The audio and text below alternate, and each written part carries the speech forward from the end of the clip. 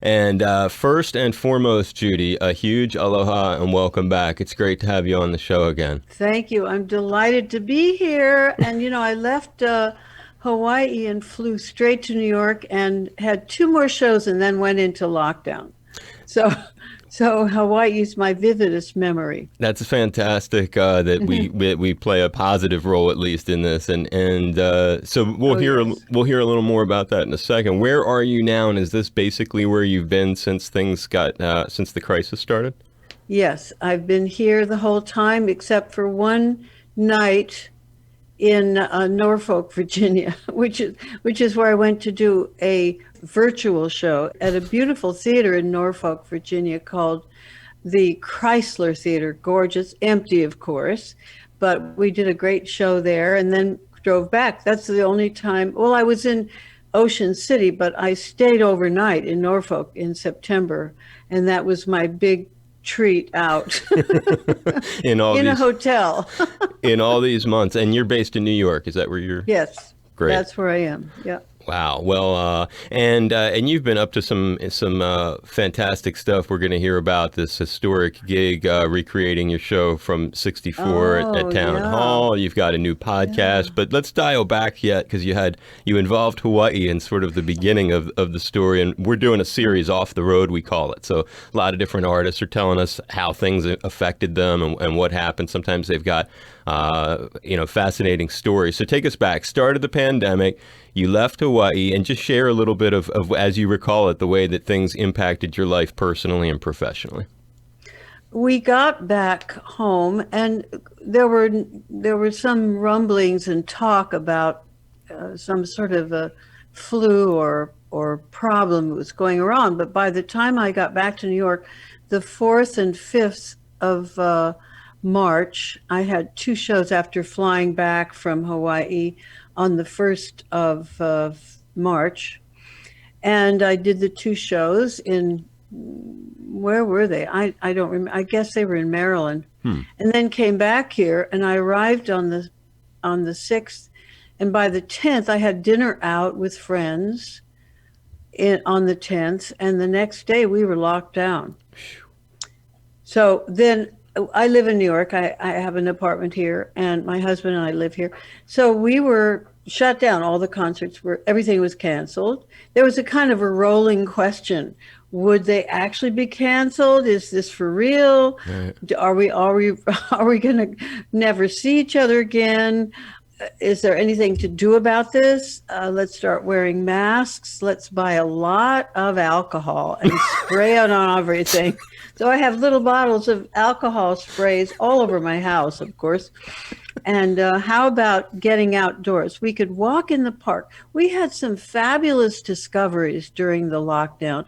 The one thing was that, I could work every day, practice, work on new songs, play the piano, cook, get food delivered here.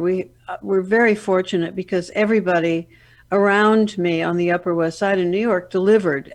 Zabar's, which is famous around the world. Yeah. Zabar's and Eli's and EAT, all owned by the Zabar's brothers, and Citarella. And so we had wonderful food being delivered all the time.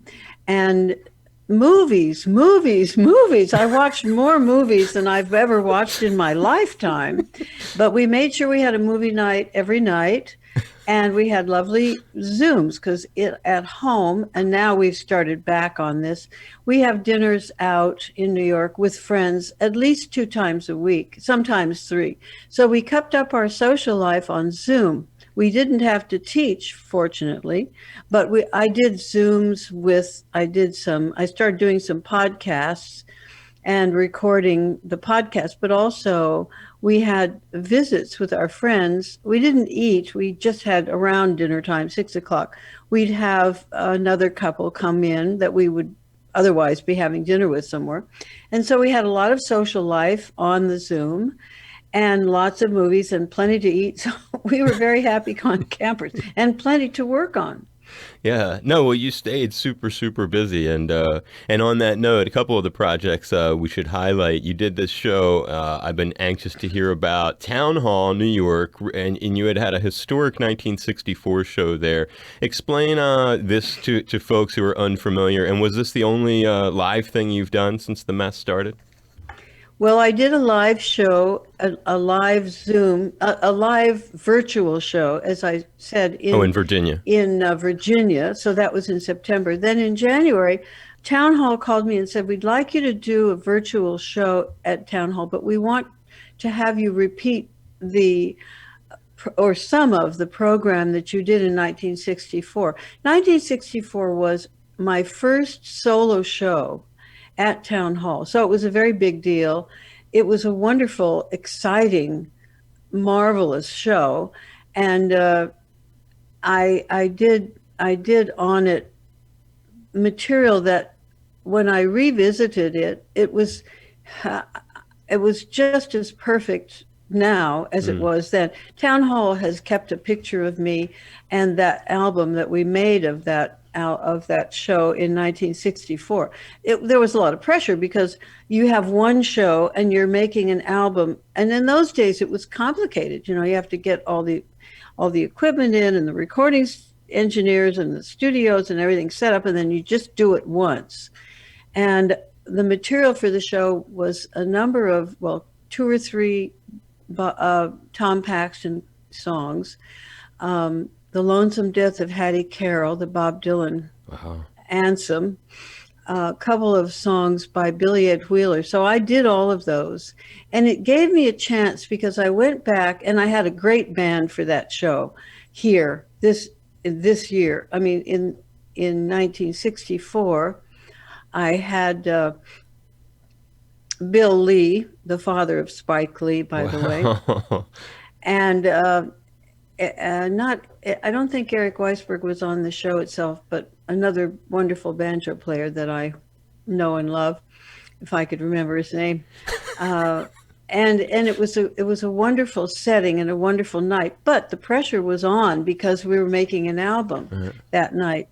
Now, when I did the show in January at Town Hall, it was live, of course, and of course the beautiful hall was empty. I've been there many times between 64 and the present time, but people say, well, isn't it hard to work in a theater that's empty? And the truth is, no, it's not. During your life as a performer, you have all kinds of venues, and with or without audience, television shows where there's no audience, radio shows where there's no audience. So you're used to it. And I grew up in radio. My father was in the radio business. So that, having nobody in the studio but an audience out there somewhere is something that's more normal to me than it might be to some people. So the question was, what am I going to talk about? And so I was able to go back to review the history of Town Hall. And, that gave me a lot of insight. I hadn't bothered to do that the first time I was there. And even the other times I've been there, I hadn't looked carefully at who has been in Town Hall, how it opened. It opened in 1921. And the people who owned it were the suffragettes, which I found thrilling. And then, of course, through the years, people like Paul Robeson, of course, I've seen concerts there with Bob Dylan in the early days. And my own teacher, Dr. Antonia Brico, about whom I made a movie in 1975, it was released, and actually it was nominated for an Academy Award. Antonia, A Portrait of a Woman. Yes, Antonia. And she was, the movie was nominated for an Academy Award. And it was, of course, a time in which I knew a lot about her already because I'd studied with her for 10 years, or not quite 10. But from the time I was 10, I studied with her. And I played with her orchestra when I was 13. And I had read about her and absorbed a lot of her history. But when I made the movie, I found many, many other things. one of the things was that she had her own orchestra in New York during 1937 when the war and after the war started. So she was in and out of New York, in and out of Town Hall and Carnegie Hall with her own woman's orchestra for a number of years. And I got to talk about that, and of course the people that have been there and the history. So, I had a great time revamping my talk, my concert talk, and we just had a wonderful time doing that show. They broadcast it online, virtually online, and they've broadcast it now a couple of times. But they've made a record of it. Wait a minute, I should go and get it for you. I'll see if I can bring it to you so you can see it. It's on vinyl and CD, and it's called Judy Collins Live at Town Hall. Well, it's great that when you put that much work into it, it almost sounds like because of the special nature of the gig, the people who have been able to absorb it got a little extra out of it because you put the extra time into your rap that you would do to surround the song. I love history, and so it fell right into my favorite area of discovery. No, it's cool. Well, that's a give back too. And I was going to say on the empty places, as I was thinking, you had a great point of, especially because of your dad, and that's a great, it's like similar, I'm in radio, so I can completely relate to what you were saying about that audience not being right there, but you're talking right to them. But another thing is when you said that about being in all these venues over the years, no doubt you've sound checked in so many huge venues and they've been empty then. So it's not that much of a stretch to. That's right. We do our rundowns, we play our songs, and there's nobody there. But as you said, your audience is out there now listening just as we're doing this. Right. No, that's a very good point. Must be cool to be in some of those. We just had Peter Frampton on, and he was telling us a story about sound checking in an empty Madison Square Garden. Oh, yes. So I can, it's something that I bet in some cases, like for him, that was very exciting just to do. He didn't even need an audience because. Yes. And I bet you've been in some great theaters like Carnegie Hall and so forth, where the audience wasn't even what you were thinking about. You were like, wow, look where I am. Right. That's right. I was in Yankee Stadium when the president of South Africa came. Nelson when he Mandela? Got out of jail. When Mandela was released, the first thing he did was to come to New York, and he spoke at Yankee Stadium, and I was able to sing for him. What a thrill! Wow, how cool! And that was with a crowd, though. Well, we did a rehearsal. Oh, so that's what you're riffing on, is being there in an empty Yankee Stadium. Mm-hmm, wow. mm-hmm. Was he there at the rehearsal too, or just the people? I don't think so. I think it was just the performers. What a neat thing. You've done very neat. So many of these cool things. And on the note of upcoming dates that you may have, I was looking at your on your website, and people can see the places that Judy's going to be going. Are you doing anything different because of the pandemic? Meaning, are any of these reduced capacity shows, or are they all going to be normal seating sort of deal? There'll be normal seating, but there are some shifts. For instance, we had 50 dates, 60 dates in the pocket with scheduled during this year and the end of last year with Arlo Guthrie. But in the, I guess, when was it? September last year, he called me, and we're old friends. We've known each other 60 years, actually. And we have a lot to talk about and a lot of history.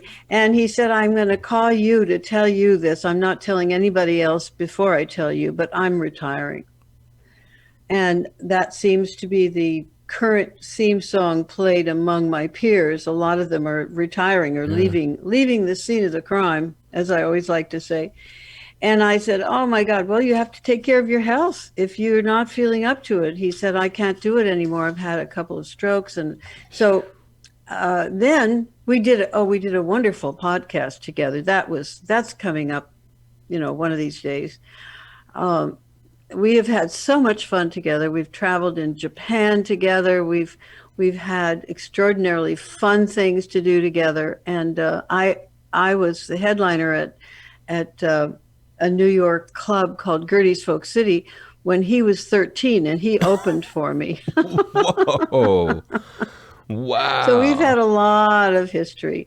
And of course, I was managed by Harold Leventhal, who managed Arlo and managed Woody Guthrie and Pete Seeger and the Weavers and so many other people, Theodore Bickel and just dozens of wonderful artists. So I was right in the thick of it when I signed on with Harold in 1963. Had you known his dad? Had I known him, I went to I got signed to Elektra Records in 1961 in New York, and it was always floating around the question of who's going to manage you. And then by 63, I was managed by Harold. Okay. And so Woody, you had not had any interactions with him? No, I didn't know Woody. By the time I got into Harold's domain, Woody was in the hospital. And okay. although Dylan and Ramblin' Jack Elliott went out to the hospital to see him, I would ask Harold every once in a while. I'd say, could I go see Woody? And he'd say, he's really too sick. He's really too sick. It's really not a good idea to go. Well, that's I was, however, interestingly enough, because I was with Harold now, who did all my concerts and so on. I became very close with Marjorie, with Woody's wife, Marjorie, who started the Huntington's. They called it Huntington's chorea, which was the illness that he had. The Huntington's Chorea Foundation. She started, and she did a huge amount of research and work, and gathered the scientists, and began to focus on a recovery process with the scientific community. And in fact, there were two huge fundraisers, one on the East Coast, one on the West. And the one that I participated in was at Carnegie Hall with Pete and Dylan and Bill Lee. Again, I mentioned Bill Lee. Odetta was on that show.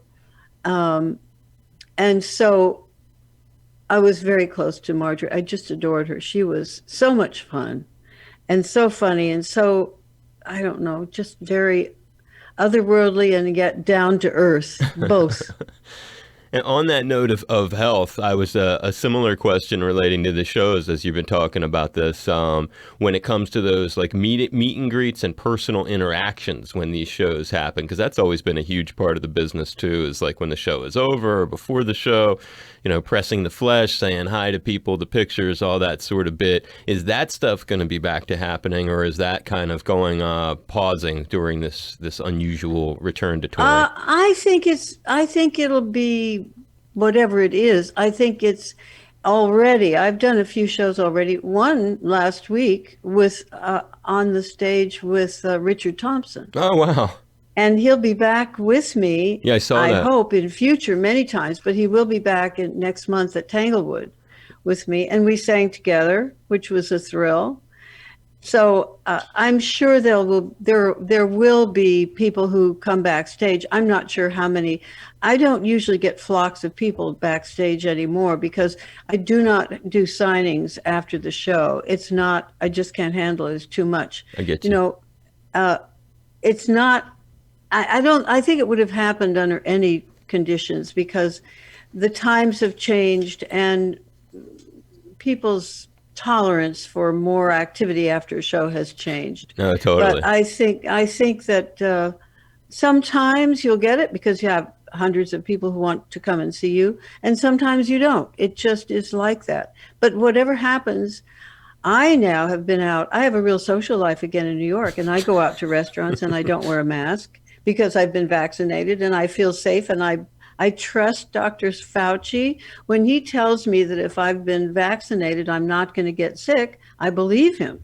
And you have a lot of high-end friends. Is he one of your friends, or you just mean you trust him in general? No, I don't know him, Okay. but I trust him. In fact, I'm closer to him than I am to certain other people that are my friends, if you know what I mean. I get you. I get you. No, it's been a strange time, and that's a great way of gently saying it too. And on that, when we were talking about some of these folks, And before we shift gears to hearing about this exciting podcast you've been doing, this interview series we've been doing is also a podcast, Off the Road. And one of the things that's been remarkable through it is we've had a lot of folks like yourself on who have been in the business a while and who have been blessed to have a lot of associations and interactions with people. And along the way through this COVID nightmare, we've gotten some great storytelling and remembrances of some of the musical luminaries that we lost to COVID and that we've lost in general during this time. And maybe you have stories on some of these cats, maybe not, but I want to name a few of them.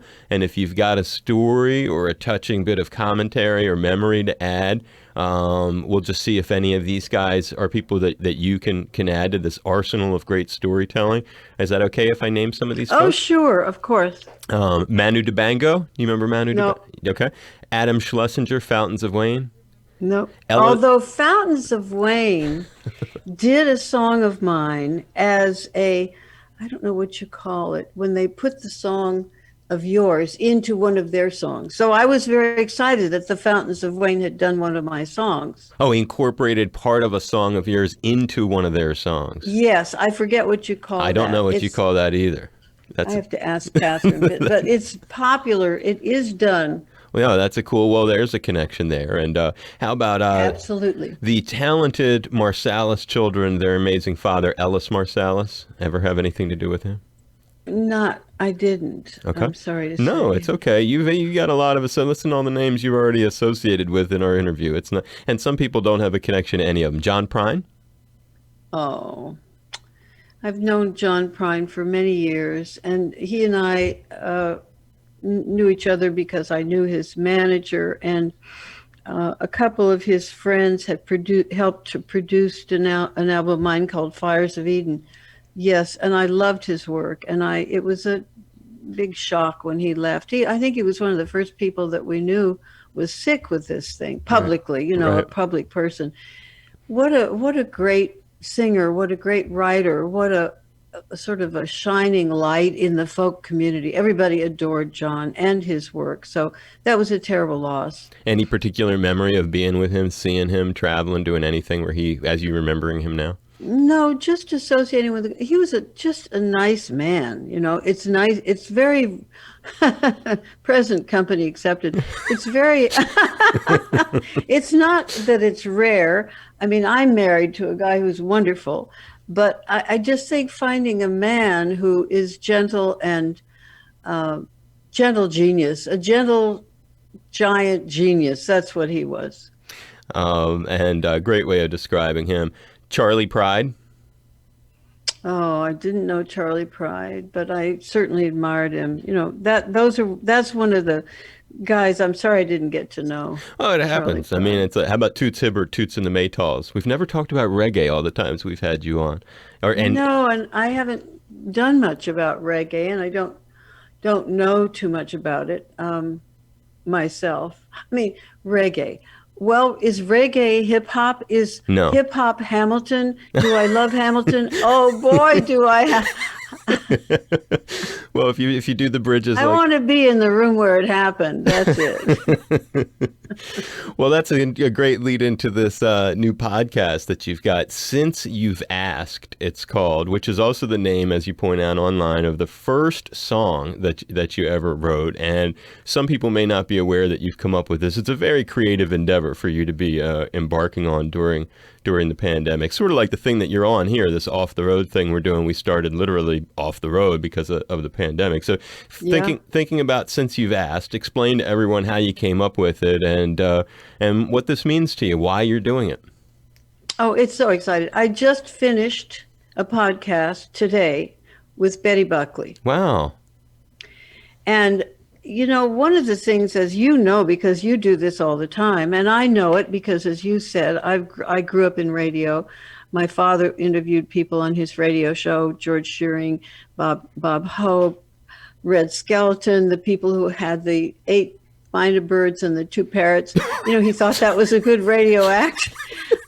So I know about this. And of course, I've been interviewed my whole career, public life. But there's something about doing the podcast. We started out with my friend Julia Cameron, And Julia and I have been friends for years. Julia wrote The Artist's Way, which you may know is a fantastic resource for creative people. My friend Jeff Bridges came right up to the top because I've known him for so long, and I'm such a fan of his work. And also he and I share a manager, share an agent who does some work for me as well. And he has a musical group. And so we're going to try to do some shows together coming up. I did not know and finally got to know a young Ben, what's his last name? Now, I'll think of him. So then I was interviewed around the release of the concert that I did at Town Hall. Christiane Amanpour interviewed me, and then I interviewed her for my podcast. And I interviewed, of course, Clive Davis, and I interviewed my old friend Jack Holzman, right, who was president of Elektra Records all those years ago, and he and I are still friends. I mean, it's 60 years. It's 60 years this year that we've known each other. Wow. So we're off on a very interesting pursuit. And the thing about it is that you get to spend an hour or an hour and a half or so talking to somebody in the way you would talk when you're having dinner, conversation, where you focus on your friend if they're particularly doing something, what's interesting that you're doing. So I just find them very stimulating, very exciting, and it's a lot of fun. How'd you get the idea? Like when tell me the day, the time when you said to yourself, you know what, I need to do a podcast, or did somebody suggest it to you? My manager and I talked about this, and because we'd been doing a lot of Zoom things, we decided to turn the camera around.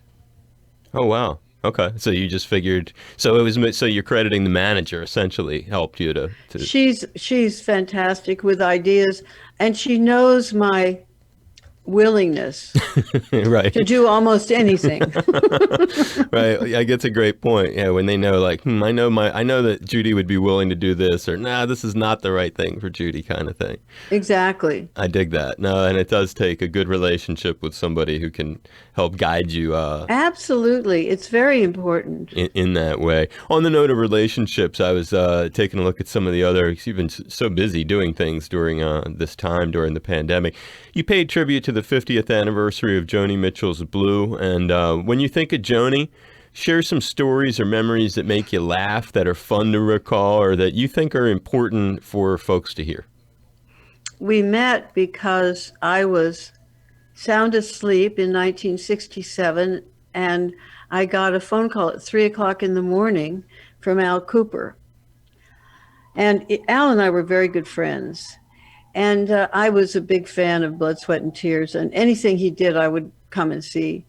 And so he knew my phone number, and I'd go down and listen to the band, and we'd hang out and talk. So 3 in the morning, he woke me up one night, and I was kind of shocked, but I picked up the phone, and I said, "Hi, who is this?" And he said, "It's Al Cooper."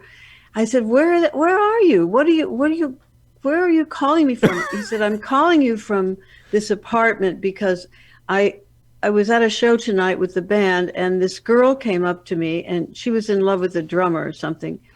And she came up to me and said, hi, and told me her name. And then I said, well, what do you do? And she said, well, I'm a songwriter. So she said, they're good songs. And I said, well, can I hear them? And so I followed her home, he said, because she was good looking. And I figured I couldn't lose, I mean, if she wasn't a good songwriter, then something else might come of this. And so he said, I got home to her, and I'm sitting here at her apartment, and she just sang me a song that I know you're going to love. And then he put her on the phone, and she sang me Both Sides Now. Whoa. So you might say that this whole career of mine sort of falls into my lap year by year. It happens in all kinds of ways. Anyway, of course, I got to know her. I recorded the song. I would go hang out with her, and she'd sing me all these songs, and I would weep because they were so beautiful. And over the years, we got to know each other, and she's had, thank God, she's getting well. I think she's getting better from her aneurysm, and a lot of people are taking an interest. I think she gathers. I think Brandy Carlisle has started a little singing fest at Joni's house a couple times a week, so it's getting her into a social routine and singing and playing the guitar And and therapy. getting things back. Yeah, and therapy. Yeah. Wow. And when was the last time, on that note, that you've seen her? Clive Davis arranged for us to be together at a Grammy party 2 years ago, Oh, and I went out. You know, he has this quite famous pre-Grammy party, and it's a big deal. A lot of people. You know, Clive knows everybody. I'll tell you a funny story about Clive in a minute. And so he arranged for Joni to come, and she was still very, very limited. She was in a wheelchair, and she was not talking or speaking or anything at that point. But he got her to the Hilton. I forget what it says. The Hilton something or other in Los Angeles. And he got me there, of course, with the band and so on. And I was able to sing Both Sides Now to her. And wow. so he felt very good about putting that together. And it was very sweet of him to do that. I'll tell you, when we did a podcast with Clive, I had I've known Clive also for almost 60 years. And my lawyer, David Braun, introduced me to Clive early on in New York. I moved here in 63, and right away I was going to parties where Clive was throwing them or other people were throwing them in the business. So I've known him forever. And I'm not a client, which means that I can have it. I have a different relationship to him. Once in a while we go to his parties, but I don't have to answer to him nor he to me. But that gives me a very nice perspective. And so I said to him, I know probably you've been asked this question. And I said, who got away? Who was the one who got away? And he said, that's interesting. Nobody's ever asked me that. They always say, who did you fire? Who did you drop from your label? Who did you give a hard time to? Who do you fight with that was ever, that you ever paid money to? And he said, it's an interesting question. And the answer is, you'll be surprised. He said, it was Harry Chapin. Wow. He said, your guy, president of my label, Jack Holzman, your guy outbid me. Wow. And that's his big loss of That was the one that got away. I think it's very interesting because, of course, Harry was so socially on the tipping edge of history with his songwriting. And, he's the one who started World Hunger Year, naive title, because it's gone on and will never end, unfortunately. Right. Wow, though, that's a great, and Clive, what a heavy hitting cat, and so many artists, My. One of the biggest, that's a great one for the podcast too, because that's for, especially for industry folks, I guess, people who have, oh yes, you've just heard his name so much. He's been so important to so many people. We just had Carlos Santana on not that long ago. Oh, Carlos Santana. And that story, of course, I said to Clive, that just gets me every time. It just brings tears to my eyes because there was the comeback. Right.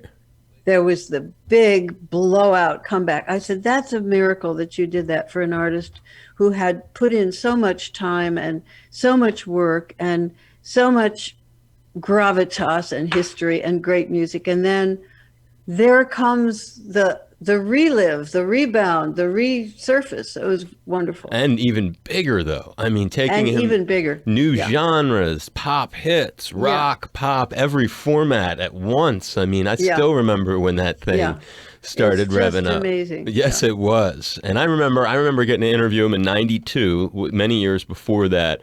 And Kevin Chisholm, his manager, takes me back into the dressing room, and it's just like incense burning, 3 Mesa Boogie amps. He's got pictures of Miles Davis, Jesus Christ, Bill Graham, and Bob Marley. They're on top of all the amps. You just don't forget stuff like that. And it was just me and him forever talking. And then you flash forward 8 years later, and Supernatural has come out. Carlos comes into the backstage dressing room. I kid you not, his security guy was like as big as 4 people put together. It was like such a different world when Supernatural came out. Well, yeah. It became like, it was, so you don't forget stuff. I always remember that, like, my God, this album has elevated him to a, supernatural level kind of thing. Yeah. Anyway, before we let you go, some old Hawaii memories. Steve, the mystery emailer, and one of them involves a name you've brought up. I've been trying to count how many times his name has come up during this thing, but it's been at least 2 or 3. So these are some memories from Steve, the mystery emailer. Maybe you've got a story or 2 to add on some. I know 1 or 2 you definitely will. This could be your first time you played here. According to Steve, July 14th and 15th, 1964, Judy Collins performs at an event called the Pacific Folk Festival. It's at the Waikiki Shell. Brothers Four, Josh White, Bob Gibson, the Hillmen. Tickets were between $2 and $4. And any memories? Was that the first time? And do you have any? Oh yeah. You remember? Was. And I think Bill Lee was still playing with me. Spike Lee's father. Yes, it was the first time, and it was a fabulous experience. Now, I wonder if your mystery caller knows what the next time was. I wasn't performing, but I came to Hawaii with Arlo Guthrie and Mimi Farina. That's not on here. Tell us that one. No, it was a secret visit. And God, I've been there so many times now. And why was it a secret? I'm coming back. I've got a date in the club that I was at when I was there in February last year. Yeah, the Blue Note. I'll be coming back to the Blue Note again for 2 nights. Is that early 2022? Yeah. That's when that'll be. And when was the thing with Arlo, and why? Why was it a secret? 66. We were coming back from Japan, and Mimi's Dick Farina had been killed the previous year, and so Mimi and I were very close. I was at the funeral, and I said to her a few weeks afterwards, I said, "Will you come to Hawaii to Japan with me?" And she said, "Only if you'll let us stop at Hawaii coming back from Japan." I said, "Of course." So we went to Japan with Arlo and with Bruce Langhorne. And on the way back, we stopped in Hawaii. We had a wonderful time. We stayed with friends of Arlo's. On this island? In Honolulu? Yeah. On Oahu. Another memory connected to the Waikiki Shell. So this would be about 9 years after the memory that you're talking about, that visit that you guys made in 66. In August of 75, Steve, the mystery emailer, writes that Judy Collins performed at the Waikiki Shell, latest single at that time, Send in the Clowns. 6-man backup band, Don Brooks, Bill Keith. You remember these? Oh, God, yes. What a band. Donnie Brooks. Oh, my God. And the harmonica player. Guitar player. Can you pronounce his last name? John Platania? John Platania. Absolutely. All right. I said it right. Good for me. Yeah. And Bill Keith. God, was he wonderful. So this is bringing back memories, I can tell. Oh, yes. That you hadn't thought of in a while. That band was hot. You can you remember the show at all, or no? No, but I'm sure it was wonderful. And you remember the band, and that's cool. And I can tell you're remembering it. I love it when these memories do something. Steve will be impressed. God. Manager was Charles Rothschild. Really, Rothschild. Oh, God. Tickets had gone up a little, man. It was $650 for the top ticket at that. Yeah, I was working my way. But the thing about it, connecting to our conversation and a name you've brought up so many different times, after the show, Jack Holzman, founder and former president of Elektra, came backstage to pick Judy up and fly her off to Maui in his private plane for a vacation on his ranch. Yes, Ananda Air. He bought an airline. When I first met Jack in New York in 1961, one of the first things he did was to fly me around New York City in his plane, and he went out to Hawaii, bought or formed an airline. I'm not sure if he bought an existing one. It was called Ananda Air, And yeah, we had a very nice time on Maui, I Yeah. think. What a great memory. Well, there you go. So those are some memories, and obviously you've been here many times since, but those are just some early ones, and great that we could throw something that made you smile and laugh. And you said you've got plans. You'll be back in town early next year. Is that Yep, and you'll be back at in January. Yeah. at the Blue Note. We'll hopefully get to talk to you at that time, and maybe by then it'll be safe enough. Maybe you'll grace us with a quick after show visit or something to say hi Of to course, you. I'd love that. I'd love that. And I hope that you had fun today. Was this okay? I had a great time, Dave. Wonderful. Thank you for doing this. Aloha, everyone. It's Judy Collins. I'm back to support HPR for another fundraising campaign. It was a thrill to be on the air with Dave Lawrence, my buddy, my pal in Hawaii. I was part of Dave's Off the Road series. But you know what? Off the Road is only possible due to our members. Are you a member of this public radio station you're listening to? If you are, great. I give you a big mahalo and let you know that I contribute to my NPR station in New York. And to everybody else, perfect timing. I give you a chance to be a member right now. Here's how to do it. And thanks. It's great to have you, and Yeah, high fives. Take care of yourself, Dave, and I'll see you in January. be safe, Judy. Thank you. Okay, honey. Bye-bye. Bye-bye.